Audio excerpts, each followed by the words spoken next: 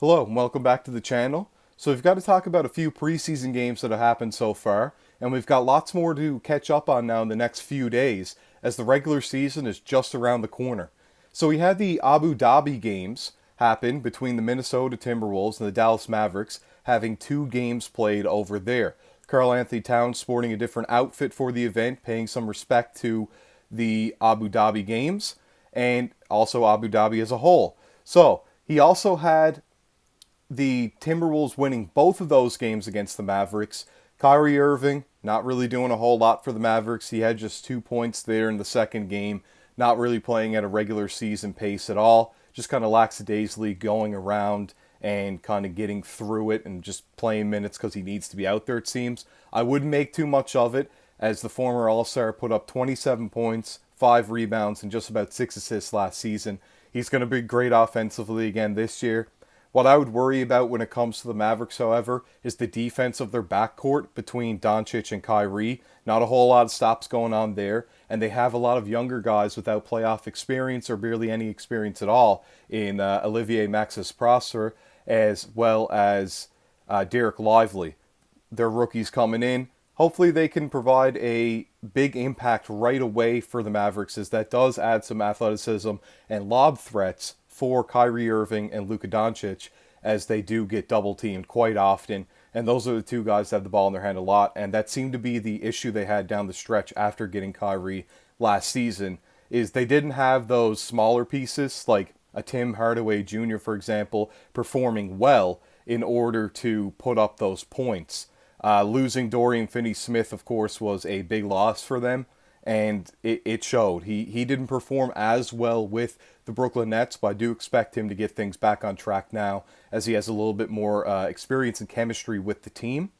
I would say that the Mavericks this season, if I was to predict it, they'd be about a play-in team right now until they prove to me that they can work as such a great offensive unit that it's probably top 5 in the NBA. I don't see them being a top seed or a guaranteed playoff team right away. And they played the Timberwolves, who are probably about in the same boat as they do. They struggled last season. The fit between Gobert and Towns is not ideal.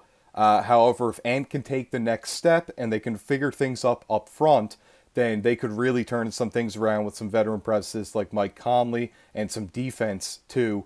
It's going to be great for them. Hopefully McDaniels has a great breakout season too, and they might be a little bit better than those Dallas Mavericks, as they do have a little bit of a deeper roster. Grant Williams, of course, on the Mavericks was a pickup from the Boston Celtics, but once again, he really needs some guys around him in order to perform.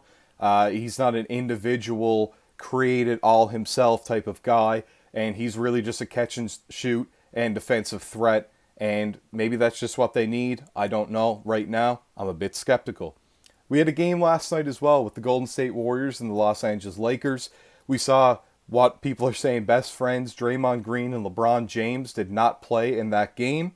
However, we did see Chris Paul, we saw Steph Curry, Klay Thompson, Kevon Looney, and Andrew Wiggins for the Golden State Warriors. And Anthony Davis also played, so let's hope that he has some great success as far as no injuries this season, staying completely healthy.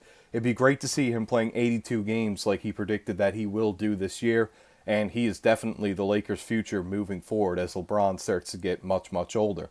The Lakers did pick up some pieces in the offseason, but I really need to see more, as I'm also skeptical with them, as it seems like they just picked up a lot of free agents and not guys that fit well together. It reminds me sort of the 2017 to 18 Cavs, when LeBron basically forced everybody who they signed at the start of the season to be traded at the deadline, and then they picked up a lot of solid pieces, but none of them really meshed well together. And then they did make the finals on LeBron's back solely, and it wasn't a great team as a whole, and probably one of the worst finals teams we've had when you think of the complete structure of the team. So the Lakers ended up winning that game, or losing that game, last night to the Warriors. No shocker there. Not a whole lot going on, as the Warriors are a better team right now.